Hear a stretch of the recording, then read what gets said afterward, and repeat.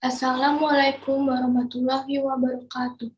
Nama saya Dinda Kusmastuti dari kelompok 3 akan mempresentasikan tugas besar 1 kewirausahaan 2. Yang pertama, Anda berniat mendirikan perusahaan startup, bagaimana langkah saudara dalam menentukan lokasi bisnis? Ketika kita ingin mendirikan suatu perusahaan startup, kita juga memerlukan langkah dalam menentukan lokasi bisnis seperti yang pertama, lokasi usaha yang mudah terlihat oleh pengunjung agar orang-orang di sekitar kita dengan mudah untuk mengunjunginya. Yang kedua, akses yang mudah dijangkau untuk kenyamanan konsumen ketika akan menuju ke usaha kita. Yang ketiga, memiliki infrastruktur fasilitas bangunan yang memadai, seperti memperhatikan layanan listrik dan fasilitas menunjang lainnya, agar nantinya kita tidak perlu mengeluarkan uang yang lebih untuk renovasinya. Yang keempat, harga sewa atau beli sesuai dengan budget yang kita miliki. Ketika kita hanya memiliki modal yang masih kecil, maka sebaiknya kita akan mencari bangunan yang memiliki biaya sewa yang rendah. Yang terakhir, memilih lokasi usaha yang tingkat kompetisinya rendah. Selanjutnya, bagaimana Anda juga mencari sumber-sumber pemodalan dan bagaimana dalam mengelolanya. Salah satunya adalah dalam mengajukan pinjaman ke bank investor atau pihak manapun yang bersedia meminjamkan uangnya untuk startup kita. Dapat juga dengan cara mencari rekan bisnis. Dengan adanya rekan bisnis tersebut, maka kita ketika akan mencari modal usaha agak menjadi lebih ringan. Dengan menawarkan keuntungan yang menjanjikan kepadanya dan memberitahu rencana bisnis kita untuk kedepannya akan seperti apa. Ketika kita sudah mendapatkan modal tersebut, maka kita harus mengetahui cara mengelolanya. Dengan cara kita harus pintar dalam mengelolanya, dengan kita harus fokus dengan suatu bisnis yang kita jalani. Lalu membuat anggaran setiap bulannya atau sepertiga bulannya untuk mengetahui arus keuangan untuk bisnis kita, melemah atau malah meningkat. Tipe kepemimpinan apa yang akan kita terapkan dan mengapa kita memilih kepemimpinan tersebut. Ada 2 tipe kepemimpinan yang ingin kita terapkan. Yang pertama, tipe kepemimpinan demokratis. Jenis tipe kepemimpinan ini sangat disukai oleh banyak karyawan karena memberikan kebebasan untuk berpendapat, mengembangkan bakat, dan peluang untuk menjadi lebih baik.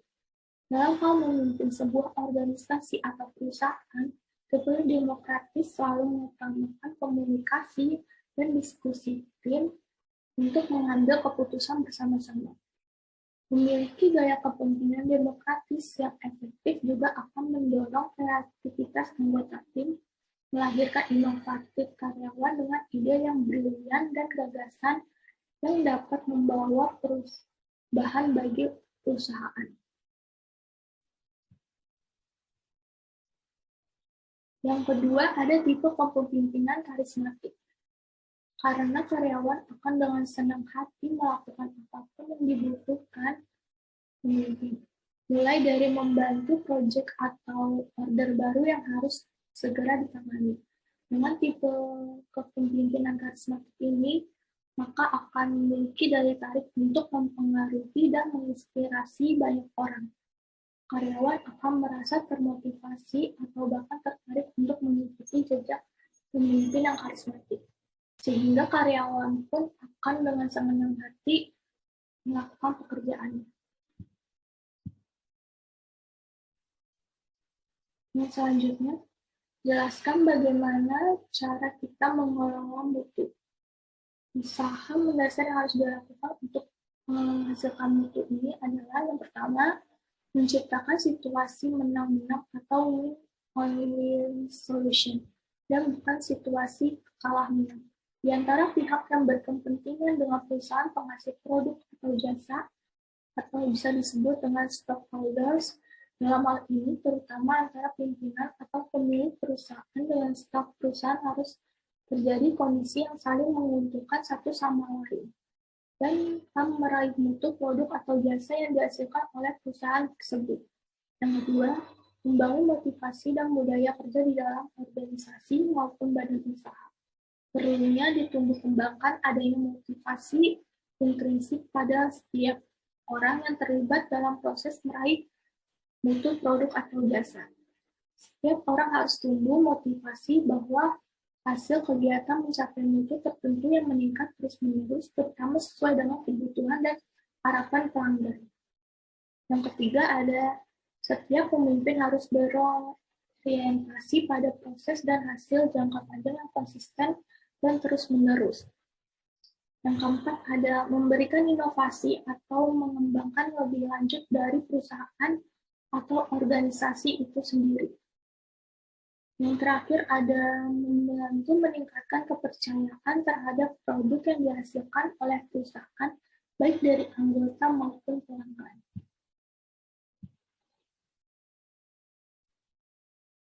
Jelaskan mengenai etika bisnis dan tanggung jawab sosial perusahaan.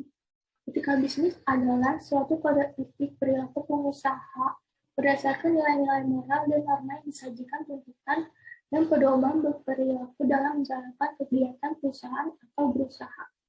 Etika bisnis sangat penting untuk mempertahankan loyalitas stakeholder dalam membuat keputusan-keputusan perusahaan dan dalam memecahkan persoalan perusahaan. Etika bisnis bertujuan untuk menghimbau pelaku bisnis agar menjalankan bisnisnya secara baik dan etis. Untuk menyadarkan masyarakat, khususnya konsumen, buruh atau karyawan dan masyarakat luas akan hak dan kepentingan mereka yang tidak boleh dilanggar oleh praktik bisnis siapapun juga.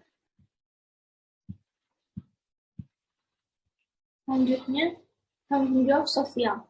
Sering disebutkan dengan CSR atau Corporate Social Responsibility. Adalah suatu konsep bahwa suatu organisasi atau perusahaan memiliki berbagai bentuk tanggung jawab terhadap beragam pemangku kepentingannya, yang diantaranya adalah konsumen, pemegang saham, karyawan, komunitas, dan lingkungan dalam segala aspek operasional perusahaan. Aspek tersebut mencakup aspek ekonomi, sosial, dan lingkungan, sehingga tanggung jawab sosial perusahaan merupakan bagian dari etika bisnis perusahaan. Selanjutnya, hasil analisa kasus mengenai PT Sanketa PT Sentul City selaku perusahaan properti dan penduduk atau masyarakat, Rocky Gerung dan kawan-kawan dari segi etika bisnis.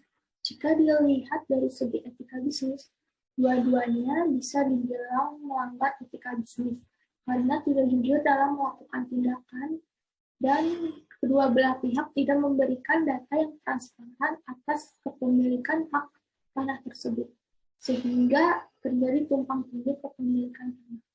Untuk itu, etika bisnis mempunyai peranan penting sebab dapat menciptakan norma, nilai, dan juga perilaku untuk tujuan membangun hubungan yang sehat dan adil.